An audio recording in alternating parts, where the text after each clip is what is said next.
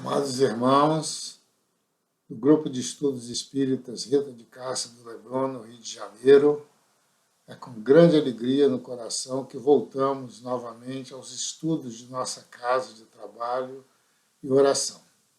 E hoje iremos analisar o capítulo 16 do Evangelho segundo o Espiritismo. Mas, como de hábito em nossa instituição, convidamos a todos a elevarmos o nosso pensamento a Deus nosso Pai, pedindo a Ele que nos oriente nesse momento ao entendimento do Evangelho do Cristo. Deus de amor e de bondade, que seja, Senhor, em Teu nome, sobre a inspiração dos bons espíritos de nossa casa, que possamos refletir sobre os ensinamentos de Jesus e com eles aprendermos o melhor caminho de seguirmos até o seio abençoado da morada do Eterno Bem. Que assim seja. Então, hoje a casa nos oferece a reflexão, 3 itens do capítulo 16, que são justamente os itens número 9, número 10 e depois o item número 15, quando Kardec, tomando por base nesse capítulo do Evangelho de Lucas, também no capítulo 16, a parábola do administrador infiel. É a parábola em que Jesus ele dizia aos seus discípulos que havia um homem muito rico, de muitas posses, e que tinha um administrador. E esse foi acusado, o administrador, de estar dilapidando os seus bens. Então, ele chama o administrador e lhe diz: que é isso que ouço de ti, a teu respeito? Presta conta da sua administração, pois não pode mais administrar os meus bens. O administrador disse a si mesmo: o que eu farei, já que o meu senhor está me tirando a administração? Não sou capaz de cavar. Essa lição se passa em função, de uma propriedade agrícola. É por isso que ele diz que não é capaz de cavar, é capaz de amainar a terra. E tenho vergonha de mendigar, de pedir esmola. Eu sei o que farei, diz o administrador infiel, para que, quando for removido da administração, me recebam em suas casas aqueles que deviam ao meu senhor. E, convocando cada um dos devedores do seu senhor, dizia ao primeiro: quanto deves ao meu senhor? Este então lhe disse: devo 100 batos. Então, batos é uma medida hebraica para líquidos. Então, ele diz que devia 100 batos de óleo de oliva. Disse o administrador: toma a tua conta, senta-te e escreve depressa 50. Então disse ao outro: e tu, quanto deves? Ele disse: 100 coros. O coro era também uma medida hebraica para medir as coisas secas, que corresponderiam a 370 litros de trigo. Disse-lhe: toma a tua conta, escreve 80. O Senhor, sabendo disso, elogiou o administrador da injustiça, porque ele agiu prudentemente. Porque os filhos daquela era são mais prudentes do que os filhos da luz em sua própria geração. E eu vos digo: fazei amigos para vós mesmos da mamon, da injustiça. Mamon era tudo que se referia às riquezas, aos bens materiais, dinheiro, posses, escravos, tudo que pudesse se transformar em riqueza. Para quando cessar, vos receba no tabernáculo eterno. O fiel, no mínimo, é fiel também no muito. O injusto, no mínimo, é injusto também no muito. Porquanto, se não vos tornardes fiéis na mamon, da injustiça, quem vos confiará a verdadeira? E aí está o trecho que Kardec pegou para o estudo do capítulo 16 do Evangelho. Nenhum servo pode servir a 2 senhores, pois odiará a um e amará o outro, ou apegar-se-á a um e desprezará o outro. Não podeis servir a Deus e a Mamon. Essa é a parábola que está no Evangelho de Lucas, capítulo 16. E aí nós nos perguntávamos, né, por que Jesus vai pegar justamente esta parábola, né, para o estudo de não se pode servir a dois senhores, e principalmente porque nesse item que a casa nos oferece como meio de reflexão, que é a mensagem de Pascal, que está dada em Genebra em 1860, e que tem por subtítulo A Verdadeira Propriedade. E Pascal começa a sua mensagem dizendo: o homem só possui em plena propriedade aquilo que lhe é dado levar deste mundo. E aí nós refletimos, né, por que dessa parábola. E aí vemos que realmente todos os bens, rigorosamente todos os bens, não nos pertencem, os bens do mundo materiais, né? Todos os bens pertencem àquele que, na verdade, é o dono de tudo, é o criador de tudo, é o possuidor de tudo, que é o nosso Pai Criador, Deus. E Pascal continua que do que ele encontra ao chegar e deixa ao partir, goza ele enquanto aqui permanece. Então, tudo que nós temos, tudo que nós retemos momentaneamente no mundo, inclusive o nosso corpo físico, não nos pertence. Ele é o empréstimo que Deus nos dá para que nós possamos administrar a nosso benefício, a benefício do nosso crescimento espiritual e a benefício daqueles que convivem conosco em humanidade.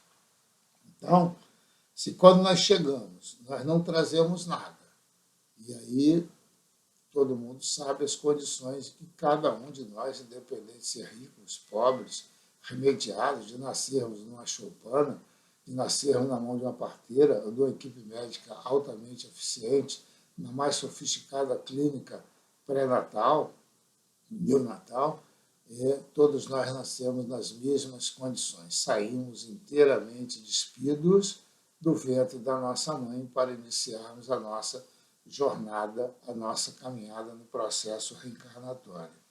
Então, Pascal diz que tudo aquilo que nos forçado, porém, que é abandonar tudo quanto não tem das suas riquezas, a posse real, mas simplesmente o usufruto. Então, ao desencarnarmos, ao sairmos da nossa jornada terrena, das encarnações que vivemos, nada iremos levar daqui.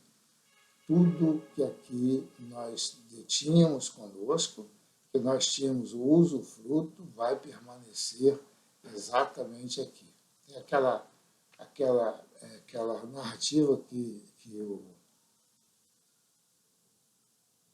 nosso irmão Divaldo conta, nós ouvimos uma palestra há muitos anos atrás, em que ele relata que uma senhora muito rica, na cidade de Nova York, ela possuía tantos bens, que o carro com que ela transitava era um Rolls Royce, que já é um carro muito caro, e mesmo assim ela fez questão de incrementar com uma série de valores extras, ou seja, o volante era de ouro, as maçanetas eram de ouro, então vários itens que já enriqueceram mais ainda aquele automóvel que já era uma coisa extremamente cara.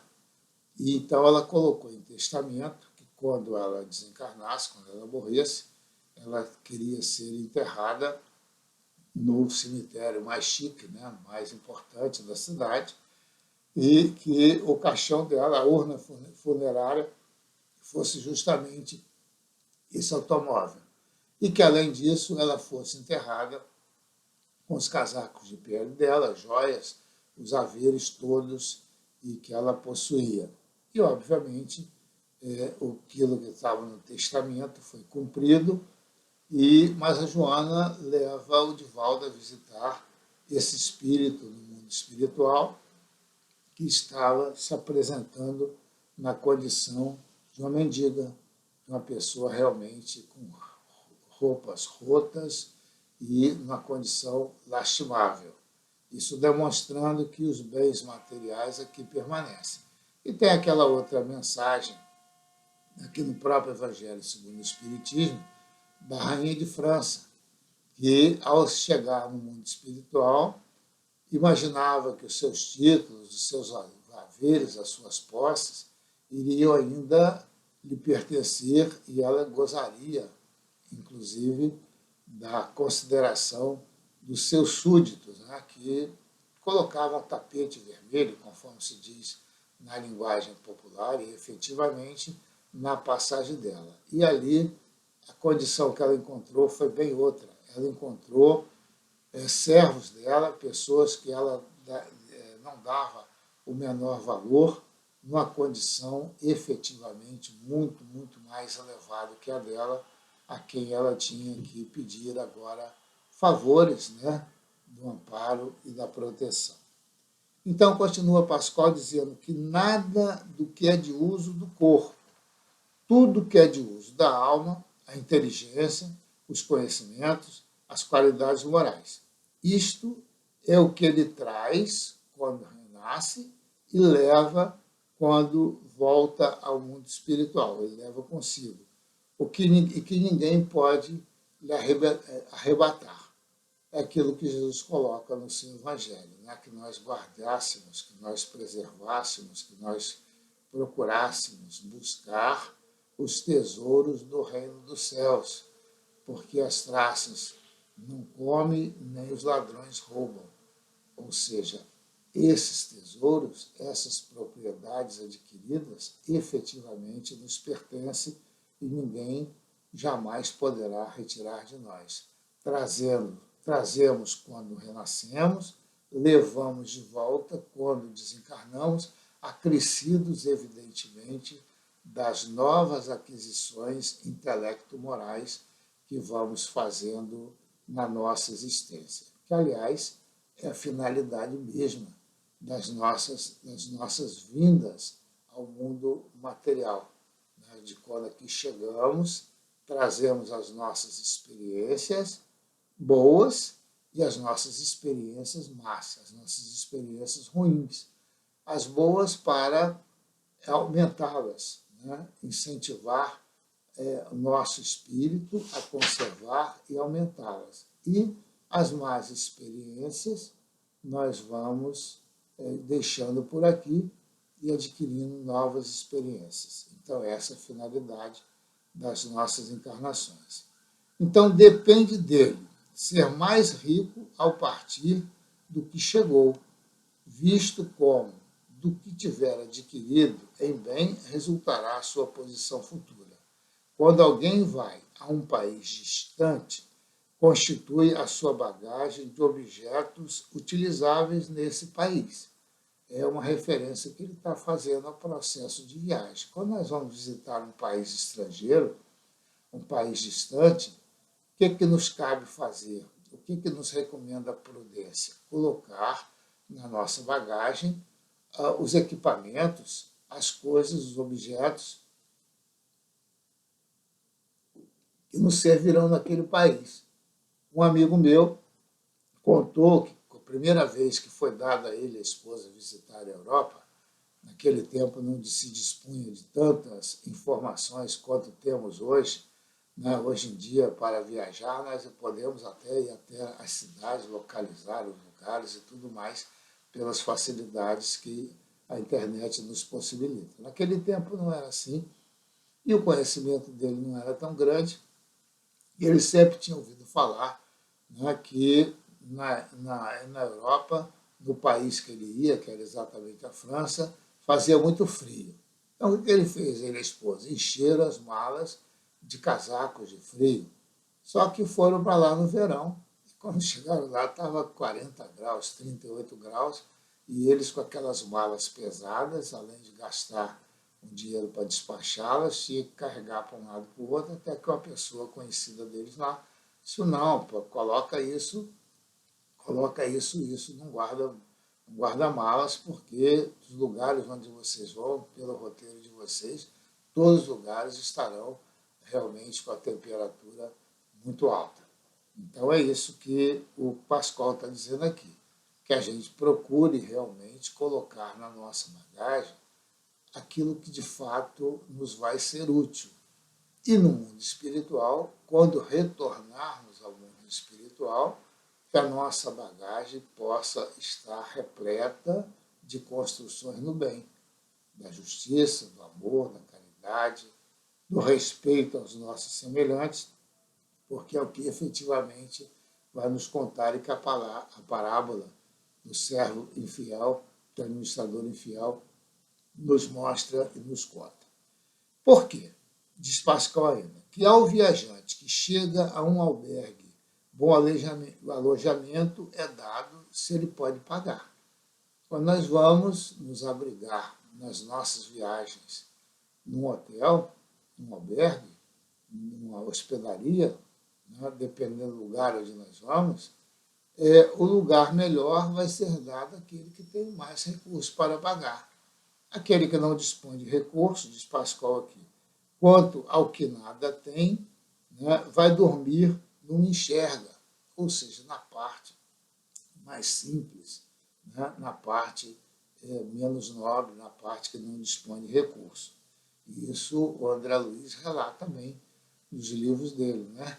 As condições em que os espíritos que construíram o bem na Terra vão para as regiões luminosas do mundo espiritual e aqueles que ficaram dentro das condições de perversidade, de maldade, de mau uso dos recursos que lhe foram confiados, vão ter que passar por um período de readaptação, habitando regiões trevosas, regiões realmente muito ruins, né? Então, é isso. Diz Pascoal ainda, o mesmo sucede a um homem quando chega ao mundo dos espíritos. Depende dos seus haveres do lugar para onde ele vai. Não será, todavia, com o seu ouro que ele pagará. Ninguém lhe perguntará, quanto tinhas na terra? Quais eram as suas posses? Tinha poupança? Tinha dinheiro nas contas dos paraísos fiscais? Quanto de propriedade você tinha? Qual era o carro que você usava? Qual era a grife da roupa que cobria o seu corpo? Nada disso lhe perguntará, lhe será perguntado. Perguntar-lhe-ão, que trazes contigo? Não lhe avaliarão os bens nem os títulos, mas a soma das suas virtudes, das virtudes que ele possua. Ora, sob esse aspecto, pode o operário ser mais rico do que o príncipe. Se os valores são espirituais, o operário pode ser mais rico que o príncipe. Em vão alegará que, antes de partir da terra, pagou a peso de ouro sua entrada no outro mundo. Nós sabemos que tem determinadas seitas, determinadas crenças, onde você paga, né, doa, faz doações e tudo mais, e com isso você estaria garantindo uma posição melhor, né, no mundo espiritual. Não é isso. Efetivamente não é isso.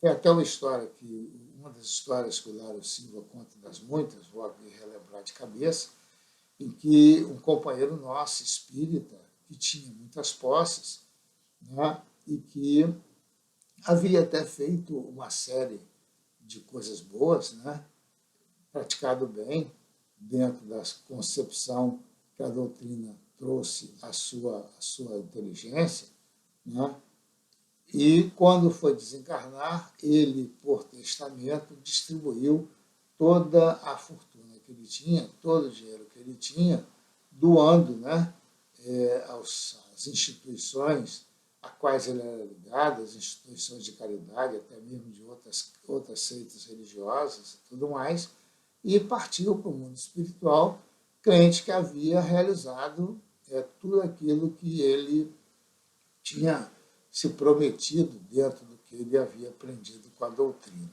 Mas, para a surpresa dele, quando chegou ao mundo espiritual, os mentores falaram, não tá muito legal, não está bem, tem uma coisa que ficou faltando. Mas como ficou faltando? Realmente eu vivi uma vida íntegra, ajudei as pessoas no que eu podia, fui uma pessoa honrada, honesta, e além disso, quando estava para desencarnar, por testamento, eu leguei bens às instituições e tudo mais, e aí o mentor falou, não, falta uma coisa. Lembra da dona fulana? Dona fulana era uma pessoa que atendia ele na casa dele. Dona fulana te atendeu por mais de 30 anos, e você sequer nem observou e foi incapaz de deixar uma casa onde ela pudesse morar com seus familiares. Ou seja, é no detalhe da prática do amor, é no detalhe da caridade, é no detalhe de observar aqueles que convivem conosco, que muitas vezes nós vamos ter o nosso calcanhar de Aquiles, né? Então, termina Pascoal dizendo, és rico dessas qualidades? Né? Seja bem-vindo e vai para os lugares de primeira categoria, onde te esperam todas as venturas. És pobre dela? Vai para um das últimas, onde será tratado de acordo com seus haveres. Quer estar bem no mundo espiritual? Quer conviver com os bons espíritos, com os mentores que conosco convivem, nos amparando, nos protegendo? Trata de fazer aquilo que eles recomendam nas lições que eles nos trazem, né? Porque senão nós teremos que nos readaptar, e muitas vezes a readaptação é difícil, é complicada, é sofrida. E na lição seguinte, é uma lição que vem assinada pelo Espírito M, Espírito Protetor, dado em Bruxelas em 1861, quando ele começa dizendo que os bens da terra pertencem a Deus, que os distribui ao seu grado, não sendo o homem, senão usufrutuário, o administrador mais ou menos íntegro e inteligente desses bens. Então ele foi direto ao ponto, direto ao assunto, né? Os bens da terra pertencem a Deus.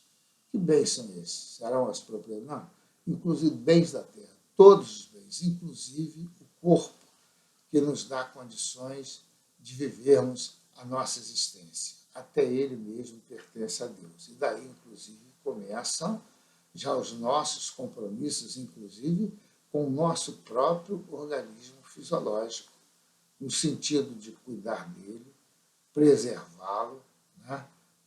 Que ele seja sempre um instrumento sóbrio, correto, para que o nosso espírito possa evoluir.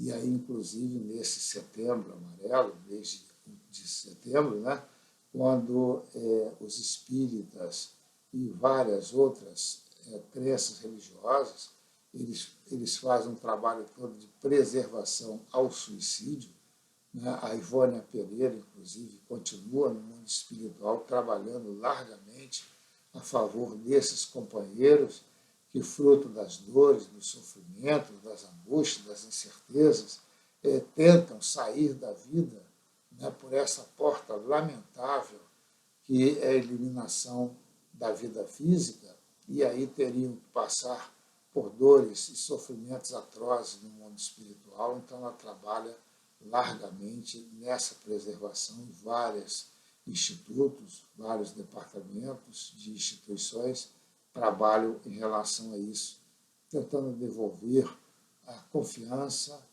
a crença em Deus, às almas. E nós próprios, inclusive, temos que trabalhar em nós, porque, inclusive, o corpo que nos é dado é uma propriedade que Deus nos ofereceu como meio de progresso e de renovação, e teriam que ser preservados, não só do suicídio direto, como também do chamado suicídio indireto, né? Então, o Espírito M continua dizendo assim, tanto ele não constitui propriedade individual do homem, que Deus frequentemente anula todas as previsões e as riquezas foge àquele que se julga com melhores títulos para possuí-la. Então, a gente vê, a a gente observa que as riquezas mudam de mão, né, com uma facilidade muito grande. Fortunas que se consideravam inteiramente sólidas, de repente se derretem, porque não nos cabe realmente a posse efetiva desses bens. Direis, porventura, que isso se compreende no tocante aos bens hereditários, porém não relativamente aos que são adquiridos pelo trabalho. Né? Sem dúvida alguma, se há riquezas legítimas, são essas últimas quando honestamente concebidas, porquanto, aí ele grifa, uma propriedade só é legitimamente adquirida quando da sua aquisição não resulta dano para ninguém. Como o Espírito me grifou, nós vamos repetir. Uma propriedade só é legitimamente adquirida quando da sua aquisição não resulta dano para ninguém. Contas serão pedidas até mesmo de um único cetil mal ganho, isto é, com prejuízo de outro. Então, tudo aquilo que nós adquirirmos, tudo aquilo que nós amealharmos com prejuízo dos nossos irmãos e a humanidade, até um cetil, uma quantidade pequena desses valores adquiridos, nos serão cobrados. Né? Então, realmente, a aquisição dos bens tem que ser feita de forma justa, de forma honesta. Mas do fato de um homem dever a si próprio a riqueza que possua, seguir-se-á que, ao morrer, alguma vantagem lhe advenha desse fato? Não são a miúdes inúteis as preocupações que ele toma de transmiti-la aos seus descendentes? De certo, porquanto, se Deus não quiser que ela lhe vá ter as mãos, nada prevalecerá contra a sua vontade. Poderá o homem usar e abusar de seus haveres durante a vida, sem ter de prestar conta? É uma outra pergunta que ele faz. Olha, ganhei, possuo, amealhei durante a juventude, e agora na velhice eu vou realmente utilizar isso ao meu bel prazer. Seria lícito isso, já que eu ganhei, né, com força do meu trabalho? Né? E continua a dizer, poderá o homem usar e abusar de seus haveres, não permitindo-lhe que adquire, é possível Deus, haja Deus tido à vista recompensar-lhe, no curso da sua existência atual, os esforços e a coragem, a perseverança. Se, porém, ele somente os utilizou na satisfação dos seus sentidos ou do seu orgulho, se tais haveres lhe tornaram causa de falência, melhor fora não os ter possuído, visto que perde de um lado e ganha do outro, anulando o mérito do seu trabalho. Quando deixar a terra, Deus lhes dirá que já recebeu a sua recompensa. Aquele que goza dos valores materiais em excesso, apenas para atender, satisfazer o seu bel prazer, né? Gozar, usufruir do supérfluo, quando existe tantos irmãos e humanidade junto dele, às vezes até serviçal dentro da sua própria casa, necessitando, faltando a ele o necessário. Então, nós teremos que prestar conta disso também, nós teremos que realmente dar conta ao Criador disso, mesmo que a aquisição tenha sido feita com os nossos próprios recursos, mas sempre entendendo que, na origem, todos os recursos nos foram oferecidos pelo Pai Criador. A nossa inteligência, a nossa sagacidade, a nossa expertise em adquirir e realizar os bons negócios, mas, sobretudo, o nosso corpo físico. E o terceiro item que nos é ofertado a analisar nesse momento é a transmissão da riqueza. E aí é colocada uma pergunta. O princípio segundo o qual ele é apenas depositário da fortuna de que Deus lhe permite gozar durante a vida tira ao homem o direito de transmiti-la aos seus descendentes? Então, Deus permitiu que nós usufruíssemos de riquezas. Os Espíritos nos esclarecem que, em realidade, nós somos apenas depositário dessa fortuna que Deus permitiu que nós detivéssemos em nossa mão. Será que, a partir desse princípio, nós podemos transmitir aos nossos descendentes a fortuna que nós adquirimos? Olha a resposta que São Luís vai nos oferecer para a reflexão. O homem pode perfeitamente transmitir, por sua morte, aquilo que gozou durante a vida, porque o efeito desse direito está subordinado sempre à vontade de Deus, que pode, quando quiser, impedir que aqueles descendentes gozem do que lhes foi transmitido. Então, podemos, pelas leis sociais, transmitir essa riqueza. Agora, vai permanecer na mão daqueles nos quais nós transmitimos? Necessariamente não. Necessariamente não. Nós poderemos realmente fazer essa transmissão. Mas quanto a continuar na mão daqueles para quem nós transmitimos, isso não é uma garantia absoluta. Não é outra razão porque desmoronam fortunas que parecem solidamente constituídas. Pois impotente a vontade do homem para conservar nas mãos da sua descendência a fortuna que ele possua. Isto, entretanto, não o priva do direito de transmitir o empréstimo que recebeu de Deus, uma vez que Deus pode retirá-lo quando o julgue oportuno. É a mensagem de São Luís e ele nos traz para a nossa reflexão. E aí, o que nós observamos no estudo que estamos agora podendo entender? Né?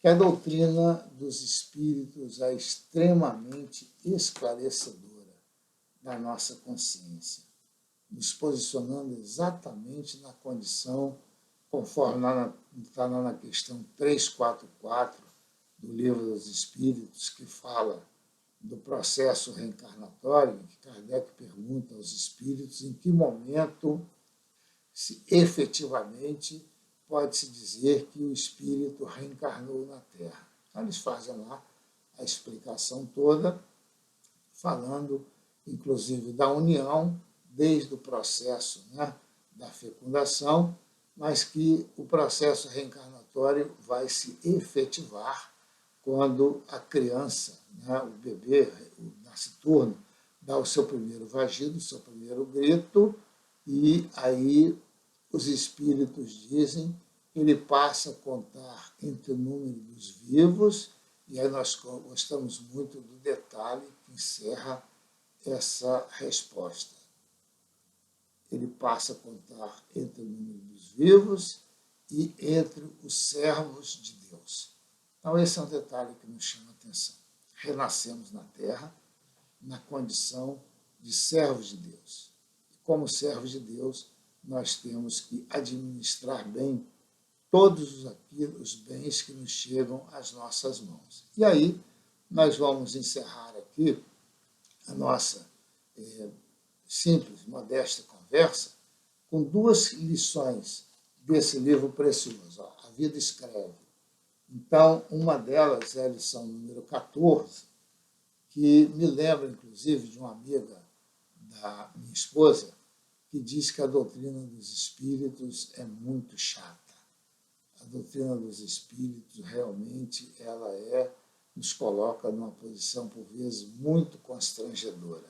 Por que ela diz isso? É uma pessoa que está aposentada do seu trabalho digno, se aposentou numa situação econômica financeira muito boa, e a partir daí ela começou a, conforme se diz na linguagem comum, gozar a vida, passear, viajar, tudo de uma maneira correta, de uma maneira justa e honesta, com os recursos que ela estava administrando, desses patrimônios que o Criador lhe oferece. E lá pelas tantas, por uma série de junções, ela conhece a doutrina dos espíritos e passa a frequentar, inclusive, a nossa instituição e, a partir daí, dos conhecimentos que ia adquirindo no estudo da doutrina, ela ia revendo uma série de posições que ela tinha durante a sua vida.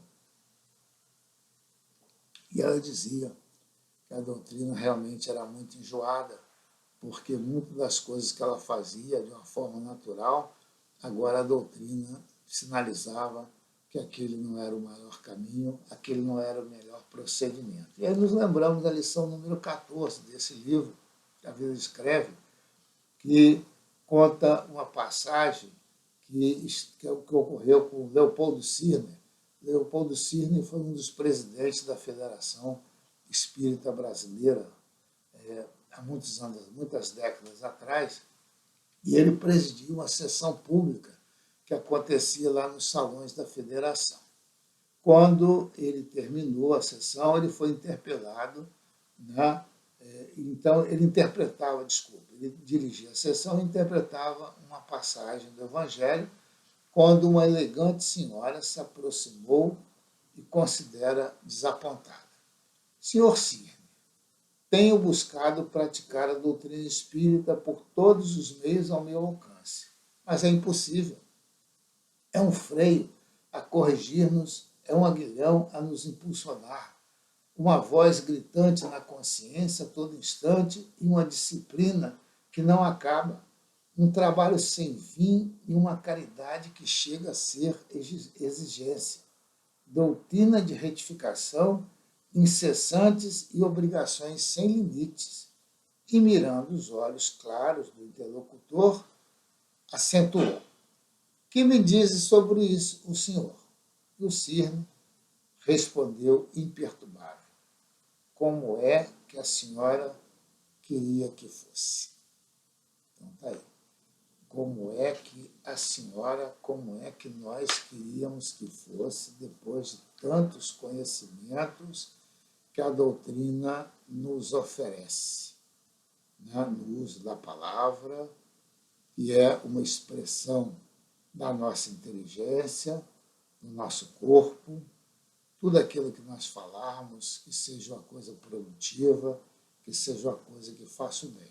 E terminando, nós vamos ler desse mesmo livro a lição número 2, que o Hilário Silva deu por título O Grito.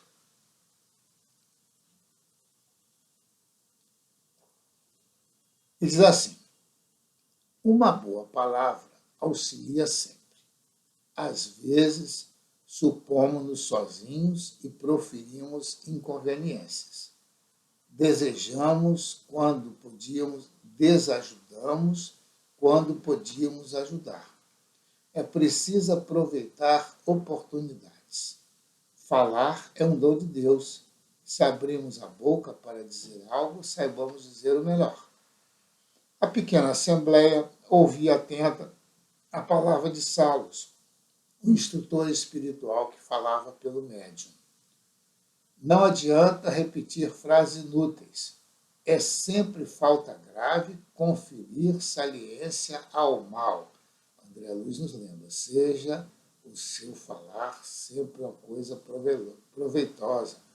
O mal não merece ser repetido em tempo algum. E é sempre falta grave conferir saliência ao mal. Comentemos o bem, destaquemos o bem. Dentre todos os presentes, Belmiro Arruda escutava em silêncio. Decorrido alguns dias, Arruda, nas funções de pedreiro-chefe, orientava o término de construção de grande recinto. O enorme salão parecia completo, tudo pronto, acabamento esmerável, pintura primorosa. Experimentemos a acústica, disse o engenheiro superior. E virando-se para Belmiro, falou: grite alto, bem forte, bem alto. Arruda, recordando a lição, bradou: confia em Jesus, confia em Jesus.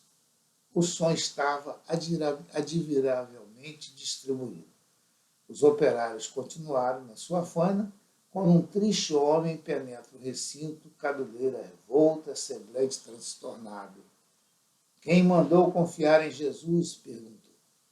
Alguém aponta para Belmiro, para quem ele se dirige, abrindo os braços.